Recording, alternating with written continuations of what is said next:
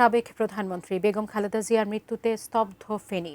সেখান থেকে সাধারণ মানুষের প্রতিক্রিয়া জানাতে যুক্ত হচ্ছেন প্রতিনিধি দিদারুল আলম। দিদার, আপনি আমাদেরকে জানাবেন আসলে ফেনীতে কি অবস্থা বিরাজ করছে? তিনবারের সাবেক প্রধানমন্ত্রী বেগম খালেদা জিয়ার মৃত্যুতে নিশ্চয়ই স্তব্ধ ফেনী।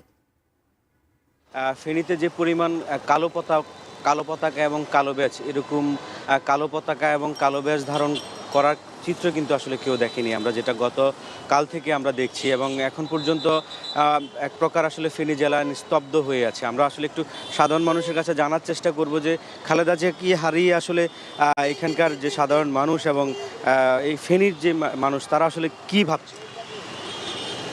আসলে বেগম খালেদা জিয়া তিনি রাষ্ট্রের প্রধান ছিলেন এবং একটি বড় দলের প্রধান।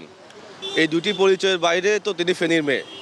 আমরা আমাদের জায়গা থেকে আমরা যারা অরাজনৈতিক প্রজন্ম আছি, সাধারণ মানুষ এখানকার আছে, তারা কিন্তু এটি নিয়ে বেশ গর্ববোধ করে এবং আনন্দ প্রকাশ করে, কারণ তিনি এই জনপদকে সম্মানিত করেছেন। বিশ্বের কাছে, দেশের মানুষের কাছে ফেনীকে ইতিবাচকভাবে তুলে ধরেছেন।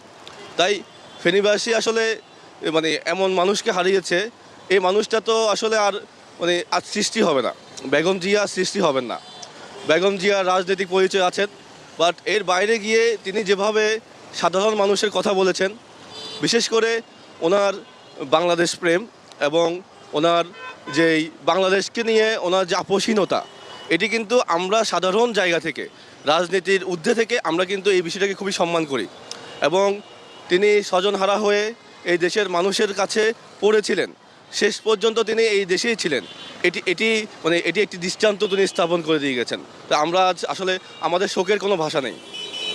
ধন্যবাদ। আসলে সাজিয়া, আপনি যেমনটি বলছিলেন, সাধারণ মানুষ তারা বলছেন যে আসলে ফেনীকে একমাত্র শুধু ফেনী বললেই বলতো যে বেগম জিয়ার এলাকা। আসলে এখানকার মানুষ বেগম জিয়ার মৃত্যুতে আসলে শোকাহত।